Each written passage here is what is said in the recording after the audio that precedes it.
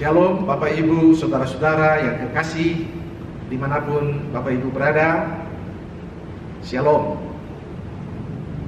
Marilah kita mendengarkan kebenaran firman Tuhan.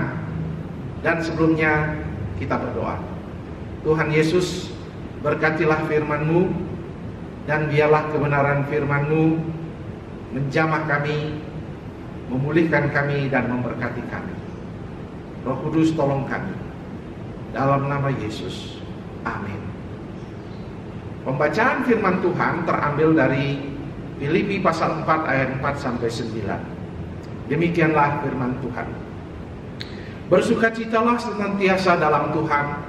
Sekali lagi kukatakan, bersukacitalah. Hendaklah kebaikan hatimu diketahui semua orang.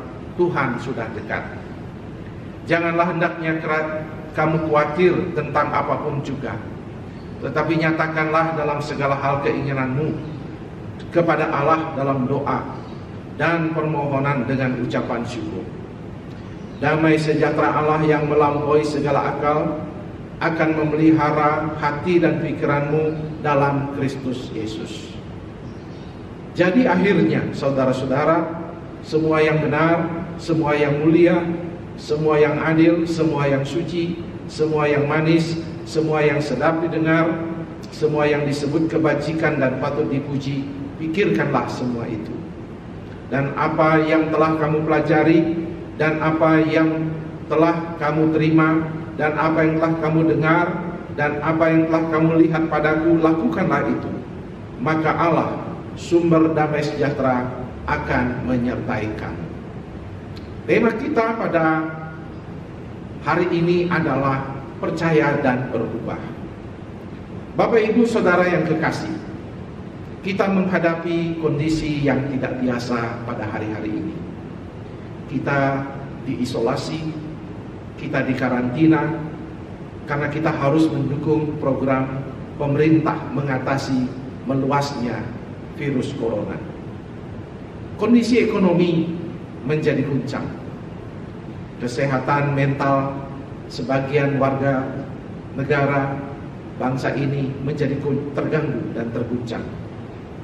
Banyak rumah tangga mengalami kesulitan ekonomi, dan banyak sekali terjadi pergumulan. Apa yang menjadi pesan Tuhan kepada kita lewat kondisi yang sangat khusus ini? Saya percaya Tuhan sedang berbicara kepada umatnya bahwa di luar Tuhan, manusia tidak dapat berbuat apa-apa. Kita harus bergantung sepenuhnya kepada Tuhan dan semakin dekat dengan Dia. Pada saat yang sama, kita mau memeriksa apa yang Tuhan maksudkan lewat peristiwa ini. Jika kita bisa mempelajari detail dari perkembangan daripada virus corona ini dan bagaimana kita menangani virus ini, kita pun harus mempelajari secara detail kebenaran firman Tuhan. Apa yang Tuhan kehendaki di dalam kehidupan kita. Dia mau kita sebagai ciptaannya, sebagai manusia, memiliki komitmen tetap sebagai manusia yang beriman kepada Tuhan. Karena Dia mau lewat peristiwa-peristiwa ini kita datang kembali kepada Dia. Bagaimana cara kita melihat peristiwa ini dan apa pesan Tuhan buat kita? Karena kita, seperti yang saya katakan, Tuhan sedang berbicara kepada kita lewat peristiwa ini. Kalau kita melihat Filipi yang ditulis oleh Rasul Paulus, maka surat Filipi, Paulus sedang memberi nasihat kepada jemaat yang sedang mengalami ujian, yang mengalami kesulitan karena dianiaya, bahkan menderita berbagai-bagai kesulitan. Mereka menghadapi bully dan juga ekonomi akibat dari mereka percaya kepada Yesus. Bahkan ketika menulis surat ini pun Paulus sedang berada dalam penjara. Ia menulis surat ini sebagai kasihnya kepada jemaat. Walaupun dia di penjara, dia tahu juga jemaat sedang mengalami aniaya dan mengalami penderitaan. Maka dari kitab Filipi kita akan melihat apa pesan Tuhan buat jemaat Filipi di dalam menghadapi situasi yang sulit ini. Dan apa pesan Tuhan juga buat kita bagi jemaat yang ada di abad ke-21 ini. Kalau kita melihat teks kita dari Filipi pasal 4 ayat 4 sampai 9, maka kita akan membahasnya satu persatu, ayat demi ayat, yang menjadi pesan Tuhan buat kita. Yang pertama, kalau kita melihat ayat yang keempat, Tuhan meminta kita dalam kesulitan situasi yang khusus ini, goncangan karena berkembangnya virus corona ini, Tuhan mau kita bersukacita. Tuhan mau kita melakukan celebration, yaitu kita bersyukur dalam segala hal. Kita bergembira di dalam Tuhan, walaupun situasi mungkin tidak sesuai dengan harapan kita. Rayakanlah kebaikan Tuhan dan nyatakanlah bahwa Tuhan itu baik dan semuanya ada di dalam kontrol Tuhan, semuanya dalam kendali Tuhan. Tidak ada sesuatu pun yang di luar kendali Dia. Saya yakin peristiwa ini mengingatkan manusia akan supaya kita bergantung sepenuhnya kepada Allah. Maka kita sebagai manusia, karena kita tahu Dia mengontrol segalanya, bersukacitalah, bergembiralah di dalam Tuhan. Maka saya mengajak jemaat Tuhan di rumah kita masing-masing, kita menaikkan pujian syukur, sukacita bersama keluarga, mengekspresikan kegembiraan di dalam Tuhan. Itu pesan Tuhan buat kita di dalam menghadapi tantangan yang terjadi pada saat ini. Kalau selanjutnya di dalam ayat yang kelima, Tuhan meminta kita membagikan kebaikan hati, supaya kata firman Tuhan itu diketahui oleh semua orang. Ketika kita menghadapi kesulitan, Paulus berpesan kepada jemaat agar mereka tidak berfokus kepada masalah mereka, sebagaimana kita juga diingatkan untuk tidak berfokus pada masalah kita. Benar, ancaman virus itu nyata. Ribuan orang meninggal di seluruh dunia. Kita sendiri sedang dikepung dengan virus ini.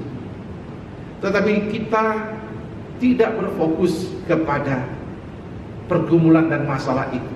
Kita mempelajarinya, kita waspada.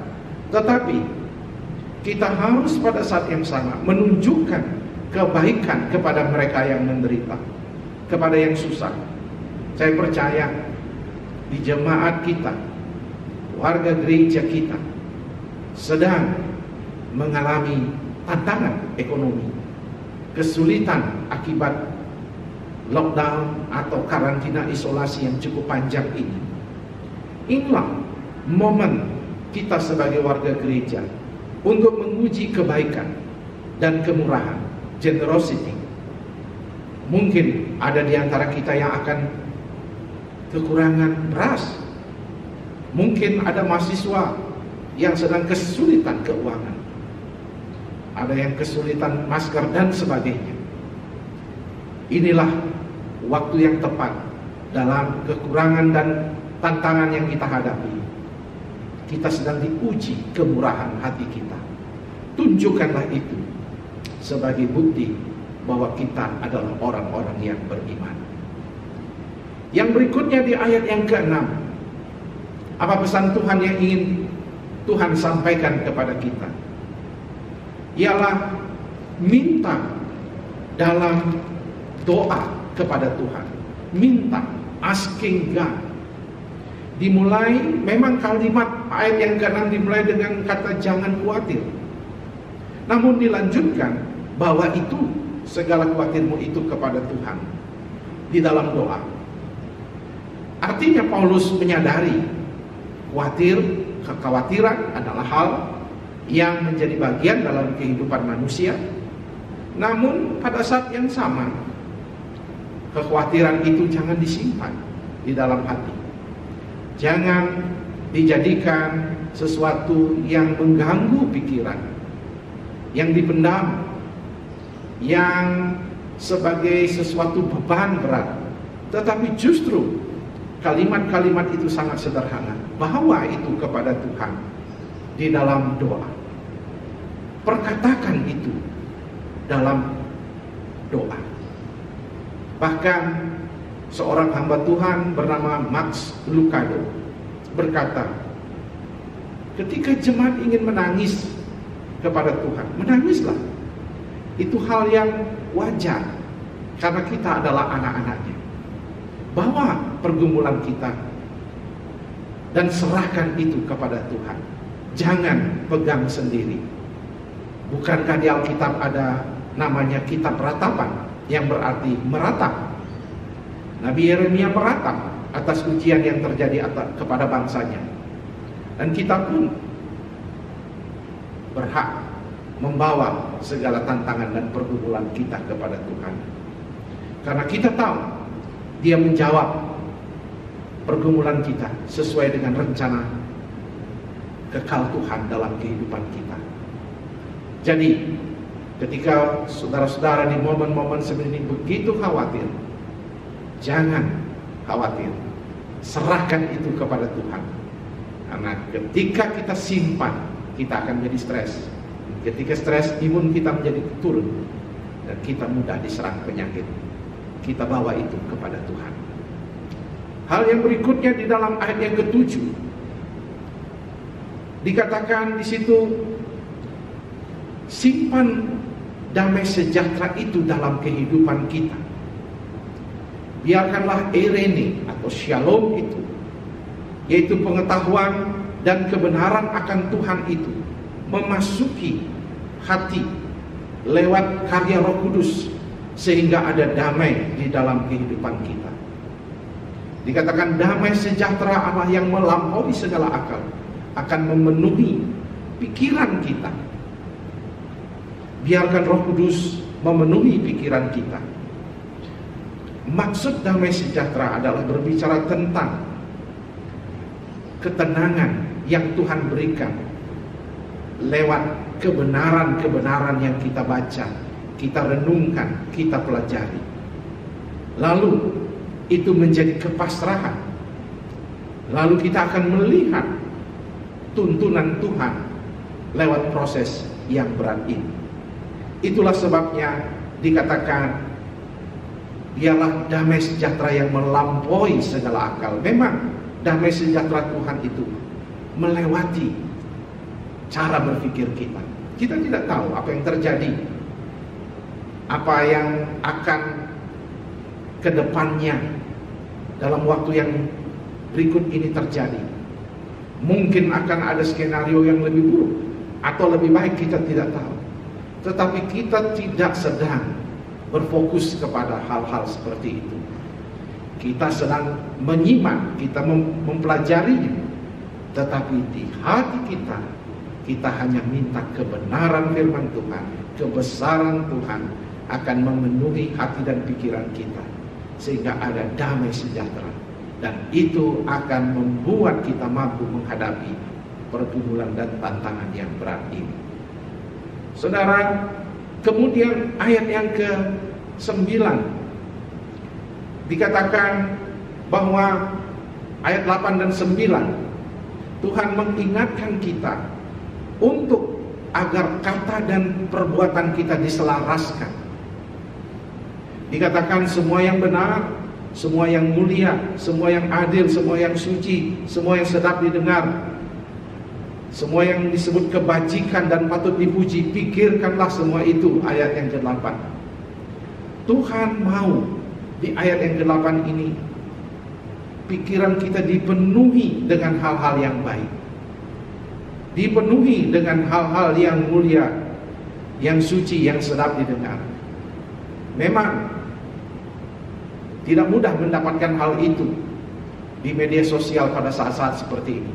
Kita sering dihadapkan dengan fakta, dihadapkan dengan berbagai berita, video, dan juga tips yang bagi sebagian orang mungkin biasa, tetapi bagi sebagian menyebabkan ketakutan yang luar biasa. Maka penuhilah pikiran kita dengan hal-hal yang benar, yang mulia. Ketika kita menerima informasi, katakan ini informasi untuk kebaikan. Ketika kita tidak sanggup menerimanya, kita skip dan kita buang. Jangan penuhi diri kita dengan begitu banyak informasi yang justru akan menghilangkan damai sejahtera dalam diri kita. Pikirkan yang baik. Artinya juga sudah waktunya kita tidak hanya menyerap informasi, sudah waktunya kita membagikan informasi. Itulah sebabnya di ayat yang ke-9 kita dihadapkan kepada lakukanlah itu, kata Paulus. Semua yang telah kamu pelajari sekarang praktekkan. Dengan kata lain, ketika kita menghadapi media yang begitu banyak, pelajari, lalu saudara sendiri membagikan kebaikan kepada orang. Mungkin saudara membagikan ayat firman Tuhan, membagikan puji-pujian, membagikan kata-kata yang penuh harapan. Bahkan mungkin saudara berkata, apa yang kita bisa doakan buat saudara? Ini momen yang bagus untuk pekabaran Injil. Ini momen yang bagus untuk pelayanan konseling. Ini momen yang sangat tepat sekali untuk saudara dan saya melakukan pelayanan. Jadi kita harus menjadikan diri kita alat di tangan Tuhan untuk menjadi pelaku-pelaku firman Tuhan. Penuhilah pikiran kita dengan hal-hal yang baik dan lakukan itu. Kita akan mendapati di dalam ayat yang ke-9 ini dikatakan di situ, Dia akan menyertai kita. Jadi ketika saudara dan saya hari ini mendapati diri kita dikepung dengan berita, maka olahlah berita itu. Lalu berita itu kita ganti dengan berita-berita yang memberi pengharapan. Kita ganti dengan berita-berita yang mulia, yang sedap. Mungkin banyak teman kita menjadi overacting menghadapi situasi seperti ini. Kita bisa mengerti, kita bisa paham. Tetapi kita harus ingat, kita dalam kewaspadaan kita tetap percaya Tuhan dalam kontrol. Dari ayat-ayat ini, maka jemaat yang kekasih yang sedang berada di rumah atau dimanapun saat ini sedang menyaksikan kebenaran firman Tuhan ini, mendengarkan sabda perenungan firman Tuhan ini, saya mengajak kita untuk berefleksi beberapa hal. Yang pertama, kita harus tetap percaya dan beriman. Masa sulit ini pasti akan berlalu. Pasti akan berlalu. Maka Tuhan mau kita melakukannya dengan pertolongan dan hikmat dari Tuhan. Karena cara Tuhanlah yang paling benar, bukan dengan cara kita. Hal yang kedua yang Tuhan mau ingatkan kepada kita sebagai orang percaya, jadikanlah diri kita men and women of faith. Jadikanlah diri kita manusia-manusia yang beriman kepada Tuhan. Momen seperti ini, momen yang belum ada mungkin dalam sejarah, di mana teknologi begitu cepat menginformasikan, secepat kilat menyampaikan informasi dari ujung dunia ke tempat yang lain, sehingga semua itu menjadi pandemik global yang seluruh manusia mengetahuinya dalam sekejap. Ini telah membuat manusia mengandalkan kekuatannya. Hari ini Tuhan mengingatkan kita untuk menjadi manusia yang beriman kepada Dia. Momen yang tepat bagi kita untuk mengajarkan anak-anak kita iman dan pengharapan. Momen kita diisolasi lebih banyak dengan keluarga. Momen kita berserah sepenuhnya kepada Tuhan. Ini momen yang sangat baik sekali. Lalu yang ketiga dari refleksi ini, Tuhan mau kita menjadi manusia yang murah hati. Men and women of generosity. Orang-orang yang mempertunjukkan kemurahan hati. Kemurahan hati itu bisa ditunjukkan lewat doa. Kemurahan hati itu bisa ditunjukkan dengan mendoakan, mensyafaatkan orang lain, menolong sesama, berbagi dalam waktu lewat konseling kita maupun dengan harta kita dan waktu kita. Momen di mana kita berubah dan belajar. Momen di mana kita memberkati pelayanan-pelayanan kita. Saudara, tantangan begitu banyak, begitu masif hal yang terjadi di sekitar kita. Inilah momen yang tepat bagi saudara dan saya untuk mempertunjukkan kemurahan hati kita kepada Tuhan. Saudara, yang keempat yang Tuhan mau kita lakukan dan pelajari dari peristiwa ini, inilah momen kita bersama-sama menyatukan hati kita untuk merayakan kebaikan Tuhan. Dan ketika orang-orang di sekitar kita mulai bertanya, di mana Tuhan? Inilah waktu kita berkata, Tuhan ada lewat peristiwa seperti ini. Momen kita menggunakan alat-alat digital ini untuk mengabarkan Injil Kristus kepada dunia. Ini yang menjadi pesan Tuhan buat saudara dan saya pada hari ini. Kiranya Bapak Ibu saudara-saudara mampu melewatinya. Dekatlah dengan Dia, berharaplah terus kepada Dia, dan bersukacitalah senantiasa. Serahkan pergumulan saudara kepada Tuhan. Hari ini saya mau mengajak berdoa untuk saudara-saudara untuk menutup daripada kebenaran firman Tuhan yang saya sampaikan ini. Marilah kita berdoa. Tuhan Yesus, kebenaran firman-Mu telah kami sampaikan dan umat-Mu telah mendengarkannya. Teguhkanlah kebenaran firman-Mu ya Tuhan.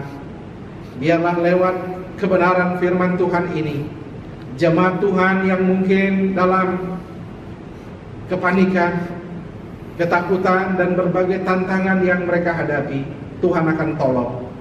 Kuatkan dan hati mereka dipenuhi dengan damai sejahtera Tuhan. Kami berdoa, kalau ada yang kesulitan-kesulitan karena ekonomi, Tuhan jamah.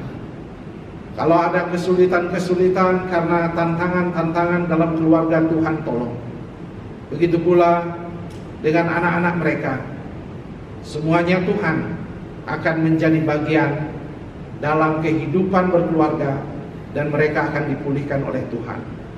Kami berdoa kiranya kami sebagai umat Tuhan menjadi umat yang terus bersukacita, bergembira di dalam Tuhan, menaruh damai sejahtera Tuhan ada di hati kami, dan biarlah itu memerintah hati dan pikiran kami. Kami dipenuhi keinginan hanya untuk menolong sesama, berbuat baik, dan memberkati sesama kami.